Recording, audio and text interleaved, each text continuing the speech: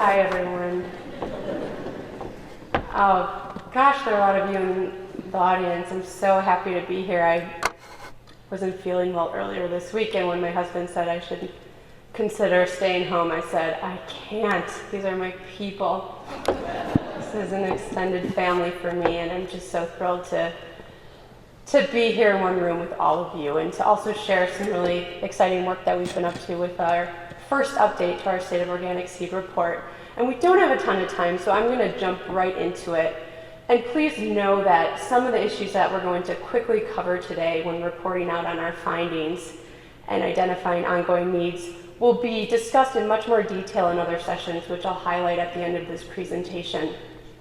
But just quickly, in 2011, Organic Seed Alliance published our State of Organic Seed report. This was the first comprehensive assessment of the barriers and opportunities that we face in building organic seed systems here in the US. And following the publication of this benchmark study, Organic Seed Alliance committed to updating our data, collecting new data, and updating our findings and recommendations every 5 years. And the report that will be released in the coming weeks serves as this first 5-year update that helps us monitor the progress that we're making in building organic seed systems. Oh gosh, I'm going to screw this up a little bit for a second. So the goal of our State of Organic Seed project is to increase the availability, quality, and integrity of organic seed available to farmers. Our vision is an organic food system built on a foundation of organic seed. And this report, as I said before, serves as an ongoing important summary of the needs that we face to achieve this goal and recommendations to guide the next 5 years of this report. I know that everyone in this room understands that seed is a fundamental input to agriculture and serves as our farmers' first defense in the field for many production challenges, and that seed genetics also largely dictate the quality and integrity of the seed and food that we're eating, from appearance to flavor to nutritional content. And in this way, seed holds endless potential for transforming the food we ate and the way we farm. But we also know that seed is much more than just an input in agriculture. It's a living natural resource that demands careful management to ensure that we can continue to access this resource in a way that produces a secure and healthy food supply now and into the future. And while seed was once much more, largely managed as a public resource, today the current seed system that dominates is controlled by a handful of chemical and biotechnology companies with no real genuine interest in supporting the success of organic agriculture. These companies abuse restrictive intellectual property protections and fiercely enforce them. They discourage farmers from participating in research. They discourage farmers from saving seed. And all too often, they put shareholder interests before those of the greater public. This graph that we see here by Phil Hubbard from Michigan State University, which I'm sure you've seen a number of times, represents a huge part of the seed industry. And again, a seed industry that is not currently meeting the needs of organic farmers. When we think about the importance of organic seed, we need to think about developing a system that is an alternative to what we see here. In other words, the organic community and the broader agricultural community, the broader seed industry, we have an opportunity to create a much different path for organic seed.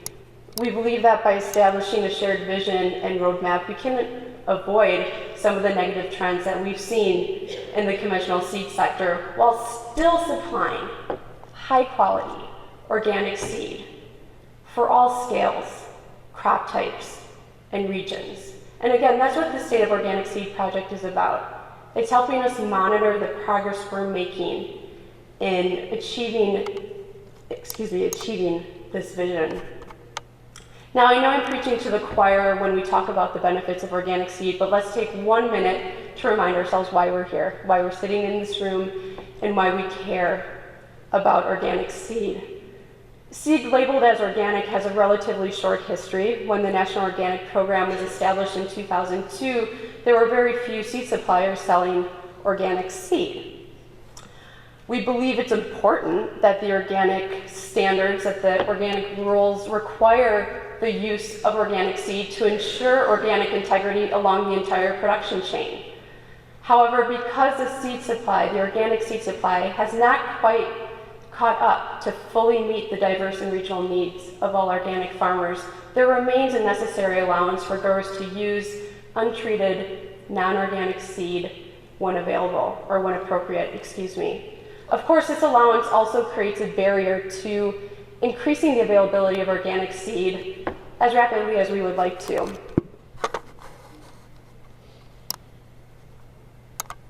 As demand for organic products grows, we see and we know and understand that the demand for organic seed also grows. Organic food sales now topple $35 billion. This is figures just from 2014 alone. And as our findings show, as Jared will report out here in a minute, unfortunately, most organic farmers are still relying on conventional seed for at least part of their operation. This makes our work to develop organic seed systems that respond to the needs of farmers in the very diverse markets that they serve that much more urgent. But I want to make one thing really clear. The benefits of expanding organic seed systems go well beyond simply helping organic farmers meet a regulatory requirement. We believe that expanding organic seed systems that respond to the needs of farmers, that adhere to the principles that helped build the organic food movement, such as the principles of diversity, health, fairness, shared benefit, we feel that those benefits will support the success and long-term health of agriculture more broadly. Now again, just quickly, some of the benefits. We're beginning to understand, and is now well understood, that plants bred under organic conditions will be better adapted to organic farming systems, to what are often lower input systems. We know that organic farmers face different challenges than their conventional counterparts, and research is mounting that breeding in the environment of their intended use is beneficial. Furthermore, adaptation is key to achieving resiliency in our food and agricultural system, and this resiliency will be longer lasting when farmers have the skills to further adapt plant genetics to their own production systems through seed saving and on-farm plant breeding. And expanding organic seed systems can also often provide more economic opportunities for organic farmers when they're successful in integrating organic seed production into their organic operations. And let me tell you, this is a huge need. We need more organic seed producers, as we'll talk about later on today and throughout the conference. Secondly, expanding organic seed systems is hugely beneficial for the environment. I don't have to tell you that the way we're farming is having a huge impact on both environmental and human health. Not many farmers, let alone consumers, ask themselves enough how their seed is produced. And a lot of conventional seed is produced in high intensive chemical systems. So when farmers are choosing organic seed, they're choosing not to support this upstream pollution, excuse me. And finally, we're beginning to see so many advancements in organic plant breeding, especially through participatory models, where some of the breeding goals are focused on increased nutritional qualities, better flavor, better appearance, especially through work like the Culinary Breeding Network, which is bringing even more diverse stakeholders to the table into our breeding work, such as chefs, food companies, other researchers, and farmers. And this is just one more benefit of organic seed systems. So just quickly, obviously, in order to put together our findings and recommendations, it took a lot of data collection. The quantity and quality of organic seed available to farmers is a result of various stakeholders and their actions within a seed system.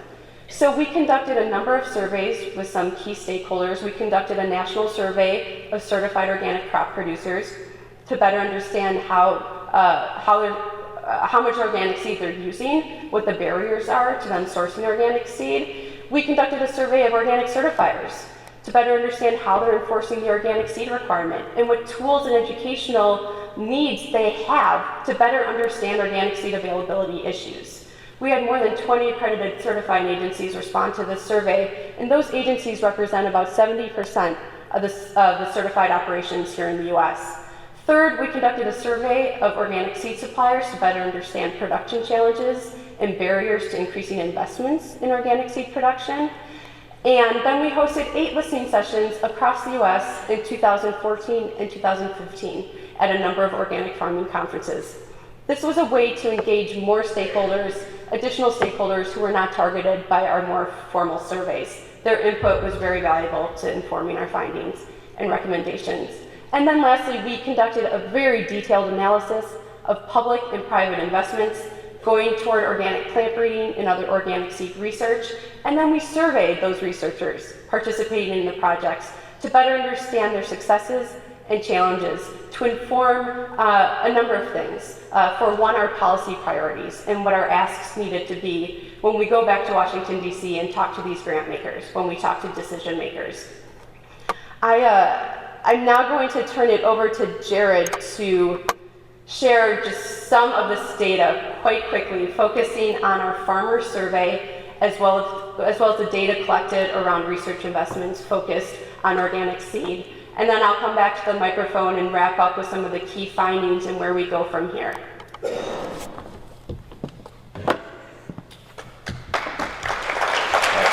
Thank you, Kiki. So, as Kiki said, I'm going to dig in and dive in a little bit into these 2 pieces of our report and our research. I'm just going to be looking at our producer survey, and then I'm going to be looking at our organic seed investments. So this producer survey was sent out to over 1,350 organic, well, it was sent out to crop producers who are certified organic throughout the country in 2014. We received surveys back from over 1,350 certified organic producers. And personally, one of the things that really strikes me is I feel a lot of responsibility. I added up on SurveyMonkey how many hours collectively farmers spent filling out this survey. It was hundreds and hundreds of hours of very valuable farmer time. And so we need to do our best to understand exactly what they were telling us and make sure that we can use that information to do the most good. I'll point out that one of the pieces of concern when we did this back in 2009 is that when we sent out the survey and got surveys back, were we just hearing back from the seed heads, from the people who are passionate enough about seed to spend the time to fill out the survey? So this time around, we put a little more effort into actually conducting in addition to sending it out broadly, we targeted a random sample of farmers from around the country, just pulled at random from the NOP database and aggressively contacted them to make sure we got as many of them to respond as possible so that we could hear not just how people who already believe in seed, who are already in the room metaphorically, but also from a good sample of all organic farmers. And I'm not going to discuss the differences between those two because what we found is that really there weren't any statistically significant differences between the larger group and that random sample group. But know that the numbers that we're reporting here are not necessarily just because these are people who are passionate enough to immediately jump on board and respond to this. But I think we made a real effort to capture what farmers around this country think and around organic seed. So the producer survey was divided more or less into these 4 basic sections. We had farm demographics. How big is your farm? What crops are you growing? How long have you been farming? Where are you farming? Things like that. Then we asked a number of questions around farmers' usage of organic seed and why they were or were not using organic seed in particular situations. We talked about those challenges. We asked more questions around the challenges that might be restricting their use. And then we talked about what are some of the farmers, we asked the farmers, what are some of your needs moving forward in order to improve our organic seed system? What are some of the breeding challenges that exist, what are some of the priorities that we should be working on. So I'm going to go ahead and dig into it a little bit, starting with showing you some of these seed usage. One thing I point out that was really useful here is that in 2009, when we first conducted this survey, we were getting essentially a snapshot of what organic seed usage was like. Now we have one more snapshot, and though as a scientist I know that 2 data points is not a lot, but we can begin to start to see some trends as we see what's happened from 5 years ago up till today. So I'm going to start by looking at vegetable crops here. And what we see is when we look across all of the farms that responded to this survey, and we ask them, on average, how many acres of your vegetable crops are you planting to organic seed? Back in 2009, it was about 55% of their acres were being planted to organic seed. In 2014, it was 69%. So we see an increase, which is really a real positive result. However, this is not across the board. One of the things that we noticed was that when we looked at, when we broke it out by acres planted, that the smallest farmers tended to be much more using much more organic seed. And as you go up all the way to the outside there, where we're seeing producers who are growing over 480 acres of vegetables, you can see this trend where the more acreage that they have in organic vegetables, the less seed they're using. And this has a big effect because those largest producers are the ones who are using the most seed. Looking at field crops, back in 2009, field crop seed usage was already relatively high. It was 72% of field crop acreage was planted to organic seed. In 2014, we see that there was a slight increase there, now up to 77%. In forage crops, what we saw was no real change here. So around 60% in 2009 and 58% in 2014. And finally, in cover crops, we saw an increase again, a fairly significant increase from 2009. A little bit under 50% of cover crop acreage was being planted to organic seed, and now around 65% planted to organic seed. So in general, what we're seeing is a positive trend here, where we're seeing more farmers are using more organic seed, with the caveat that, especially in vegetable crops, we still have a ways to go working to address the challenges that the largest farmers have in using organic seed. What are some of the reasons that farmers don't use organic seed? Number one reason was that a variety that they needed was just not available in organic seed. Number two was that there wasn't sufficient quantity of that seed available. So it may be that they could find their variety, but it was just available in a packet and not in bulk that they needed for their planting. And that became even more of an issue as you got up in scale. The largest farmers were having a harder time finding seed in the quantities that they needed to be able to plant organic seed. Third was lack of desirable traits. In particular, we're talking about things like specific disease resistances. And fourth was price. One good thing that we saw was that when we asked farmers to talk about their concerns in terms of organic seed quality, how well did it germinate? Were there weed seeds? Was it true to type? In general, farmers said that the problems were really the same in terms of quality issues between organic and conventional seed.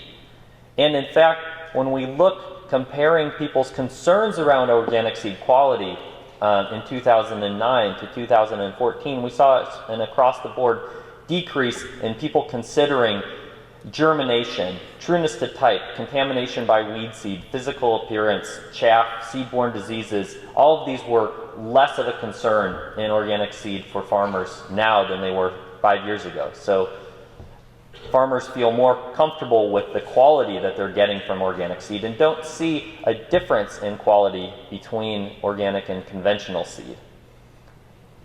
So one of the other pieces when we're thinking about quality and seed integrity that we asked is we asked farmers concerns around GMOs. So what we heard back was that the majority of the folks that responded to our survey wanted companies to test and report GMO contamination. And the majority also believe that the current federal regulations that exist to govern GMOs are not adequate.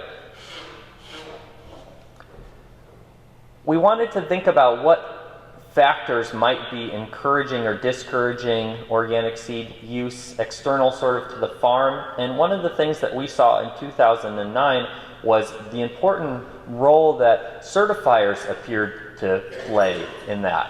So what we asked farmers, did your certifier request more steps from you beyond the basic looking in 3 sources, and if you can't find organic seed in these 3 sources, then you can use conventional seed? Did your certifier ask you to look in more than 3 sources? Do a variety trial? Contact seed companies earlier so that they don't run out of seed? If you're a large farmer, contract seed production. Did the certifier ask you to do additional steps? Yes or no? And we also asked farmers, did you increase your organic cover crop, forage crop, field crop, or vegetable seed acreage over the last 3 years? What we see, again, as a scientist, I know correlation is not causation, but when we look at this, we can see a general trend that the farmers that reported that certifiers requested more steps from them to source organic seed, across the board, they were the farmers who were also increasing their usage of organic seed. And so I think this is a very interesting result. And also interestingly is when we asked farmers whether or not the certifiers were requesting that they take greater steps to source organic seed. In 2009, 61% of the respondents said, yes, my certifier is requesting that I do more than just look at 3 sources. Whereas in 2014, less than 40% of the farmers responded yes to that question. So that's a little bit of the state of current state of where we're at with seed. And again, we will have a full report out that will go into much more detail, and we asked a lot more questions than I reported here. But I also want to talk now a little bit about what farmers said in terms of their future needs and potential within organic seed. One of the things that I found really inspiring and really interesting is we asked farmers a number of questions this time around about why are they buying organic seed. So not just why are they not doing it, but what motivates them to buy it. We had kind of a control question, which was it's a requirement of certification. Then we had questions around we want our seed to be produced in a similar system as ours, and we asked the question around I want to support organic plant breeding, and what we found was that over 80% of the respondents said that I buy organic seed because I want to support organic plant breeding, and that kind of blew my mind. That there, over 1,000 of these farmers that responded said one of their motivations for buying organic seed was that they saw that would be an investment in plant breeding and improving varieties for organic agriculture. That percentage was basically the same as that control question that I buy organic seed because it's a requirement. Farmers also strongly agreed with statements like organic seed is important to the integrity of organic food production, and varieties bred for organic production are important to the success of organic agriculture. So what were some of the specific organic plant breeding priorities? The top crops and field crops were corn, soybeans, and wheat. And the traits within the field crops in general, top were going to be yield and weed competitiveness. As my mentor, John Navazio, would say, all God's children want yield. So that one's not surprising, but weed competitiveness is not something that the conventional industry is focusing on. So this is a trait that really is much more specific to organic, and farmers that produce field crops saw that need and wanted crops that were developed to compete with weeds. Within vegetable crops, tomatoes, brassicas in general, and squash were the top 3 crop categories, and there the top priorities were disease resistance and flavor. Finally, one of the most positive outcomes I saw in this survey was we asked farmers to gauge their interest in participating more fully in the organic seed system. And we heard that over 50% of the people who responded to our survey were interested in producing organic seed on their farms. And 90% were at least interested in finding out more. And nearly a quarter of the respondents said that they were interested in doing plant breeding or participating in plant breeding projects in some way, regardless of whether or not there were specific economic incentives in the near-term, short-term incentives for them to do so. So not only do we have some real needs here, but we have a lot of farmers that are interested and willing to invest in improving our organic seed supply. So I'm going to go ahead and transition now from the farmer survey over to talking about what investments have been made in organic seed and breeding research. So what we did, I won't belabor the methods too much, but we searched all of the relevant government databases for funding. We contacted private foundations and statewide funding databases to figure out where the investments were happening for organic seed research and organic breeding research. And one of the things that we saw was, since we conducted this first in 2009, we're seeing a real increase in funding here. Over $30 million in total since 1996 has been spent on organic seed and breeding initiatives, and over 20 million of that has occurred in the last 5 years. So this is a lot of money, but it is certainly dwarfed by the amount of money that goes towards conventional research, towards molecular research, towards non-organic seed and breeding research. And when we slice it out, where is this money going? What sort of research is this going towards? The big bulk of it is going towards breeding and variety trials. And that's really important. And it starts with having good varieties. However, that's not the end of it. Seed needs to have a pipeline that goes from breeding through to having seed production and distribution and maintenance of those varieties. And research needs to happen all along the way to help make sure that seeds are being produced in a way that's maintaining their quality and maintaining the economic viability for farmers. So it's a little lopsided right now in terms of the funding. Likewise, the bulk of that funding is coming from a single federal program, from OREI, Organic Research and Education Initiative.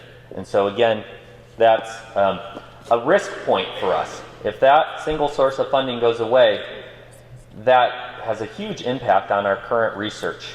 One of the positive things that I can report as far as diversifying from when we looked at this 5 years ago till today is we see that we now have folks like Cliff Bar Family Foundation, Ceres Trust stepping in and fulfilling really important roles in supporting organic seed and breeding research. Final thing to look at was, where is the regional investment in this research? In the last 5 years, the biggest piece of the pie has been going towards multi-region projects, ones that span the country, followed by the most funding going to the Pacific Northwest, the Midwest, and the Northeast.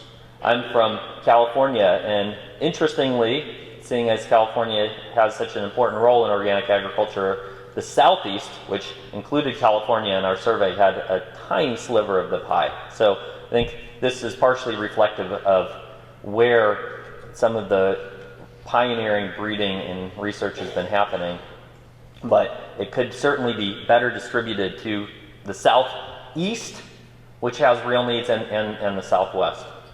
So that's a little bit of diving into the data. I'm going to pass it back now to Kiki to look at the big picture. Thanks, Jared.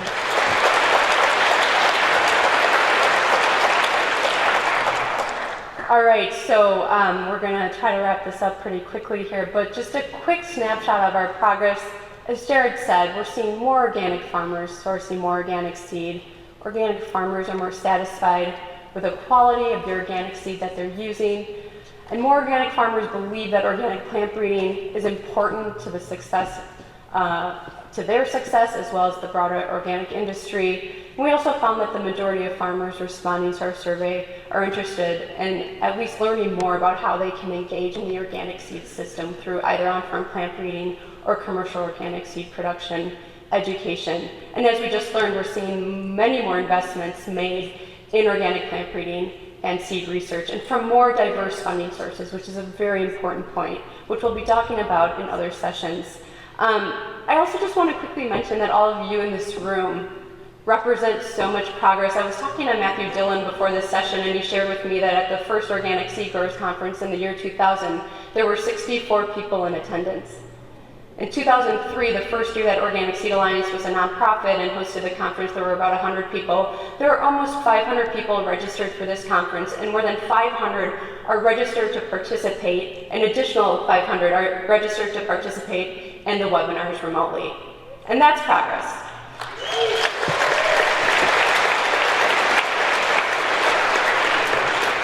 Just quickly, of course, challenges remain. Our current recommendations, we currently have 35 recommendations in our report. Of course, we're not even going to begin to start reporting out on those now, but some of the challenges that remain include working with the National Organic Program to get their support and clear guidance on how best to move forward in supporting certifiers and growers in enforcing the organic seed requirement in appropriate ways and encouraging continuous improvement among those organic farmers who aren't showing improvement in sourcing more organic seed. Secondly, we need more organic seed producers. As I said before, we need more trainings and tools, and we need to support existing seed producers in order to ensure their success and that they remain a part of the organic seed production community. That starts with good organic stock seed.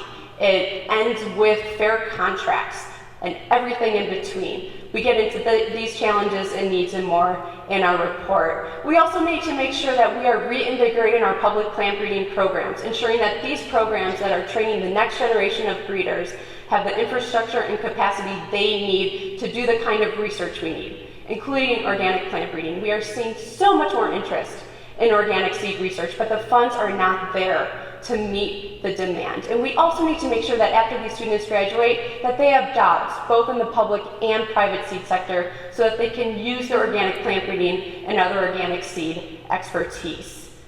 Patents.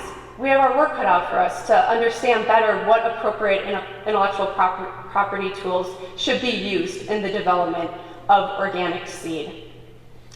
Money. We need more money, whether it's organic research, education, seed advocacy. This will remain a need of ours, and we will keep advocating for more funding in the Farm Bill. We will keep talking to different stakeholders, be it the food industry, the philanthropic community, so that they understand the urgency and the work before us. Finally, the issue of GMOs. Certainly, this issue needs to be confronted in the context of protecting the integrity of organic seed. And we are doing good work, both confronting, addressing what the USDA needs to do in regards to their role in supporting shared responsibility for preventing the problem of GMO contamination in organic seed. And the National Organic Standards Board is also doing some very critical work in this regard. But let's remember that even if GMOs went away tomorrow, we'd still be having the same conversation.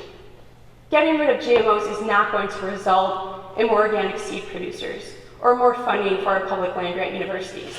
The threat does need to be addressed, but I encourage us all to remember that we need to invest as much, if not more, in the proactive solutions for us so that we can create the type of systems that we envision and that we know we need. So just quickly, you can find an executive summary of our State of Organic Seed report on our website at seedalliance.com/advocacy. We also have some copies. You can come find me or Jared. We're also humbled to the fact that we don't have all the answers. If you look in your program, there's something described as a brain room, where we encourage you to talk to each other and come up with other ideas, share your experiences, identify gaps that we haven't talked about in this presentation, and that aren't identified in our current recommendations in the State of Organic Seed Report. In fact, I'm going to tape a copy of the executive summary, which lists all of the recommendations in that brain room, so you can consult it and help us fill in the gaps, help us articulate more solutions. Come find us, come talk to us, come talk to each other. And finally, I just need to end with a plea to all of you in this room. We need each of you to do your part to implement the recommendations in this roadmap. Just like a healthy agricultural system relies on diversity, this work requires diversity, whether it's diverse decision makers involved in plant breeding or policy initiatives. This work demands diverse interests and opinions and experiences. And so I encourage all of you to look at the recommendations and find those recommendations that pertain to your organization, to your business, to your particular field. And participating in this work is going to take some sacrifice. We might ask you to join some meetings or calls that you feel like you don't have time to join, to expend staff time that isn't in your budget. We might I'll probably ask you to read a sign-on letter about a policy initiative to help build some power behind our ask, to help showcase broad support for some of the work that we're trying to do. And this work will certainly require us to agree to disagree on many topics. But we have to move forward with respect for each other and with humility that what is at stake is much bigger than any one of us, and it's much bigger than all of us. And when I think about how depressing the news headlines can be sometimes, how daunting some of society's challenges are, be it climate change or illnesses we can't control or millions of refugees who cannot find a home, I think about the fact that our shared vision in this room, a vision to create a seed system that supports the strongest food production standard available to us, with the potential of reversing some of the most troubling trends in production agriculture, that vision, to me, is achievable. The recommendations in our report, they're achievable. I find that empowering. I find it inspiring. I find it hopeful. But we need each of you to participate in helping to carry out some of the recommendations before us over the next 5 years until we're reporting out in 5 years on some more progress, because we are making progress.